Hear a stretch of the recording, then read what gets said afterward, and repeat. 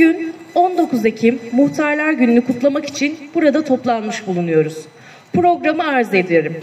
Çelenk sunma, saygı duruşu ve İstiklal Marşı, törene mütakip Osmancık Muhtarlar Derneği'nin ziyareti, törenin sona ermesi.